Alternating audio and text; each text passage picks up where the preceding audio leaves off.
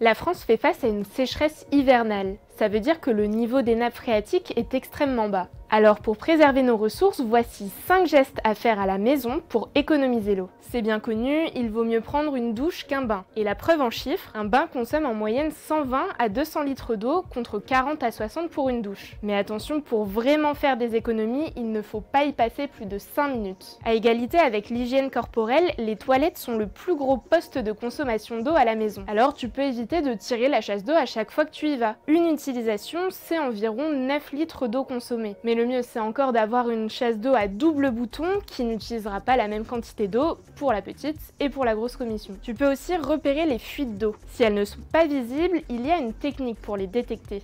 Regarde les chiffres du compteur avant d'aller te coucher. Si ce ne sont pas les mêmes le matin alors que tu n'as pas utilisé d'eau la nuit, ça veut dire qu'il y a une fuite. Et il ne faut surtout pas la négliger. Dis-toi qu'un robinet qui goutte, c'est 120 litres d'eau gaspillée par jour. Et une chasse d'eau qui fuit, c'est 600 litres par jour. Il est aussi important de bien s'équiper. Tu peux remplacer ton pommeau de douche classique par une douchette économe qui te fera économiser jusqu'à 75% d'eau. Sur les robinets, tu peux installer des mousseurs qui injectent des micro-bulles d'air dans l'eau. Le débit sera réduit de 30 à 50% sans que tu le remarques. Et avant d'acheter un nouvel appareil, regarde l'étiquette énergie et privilégie les classes A+++.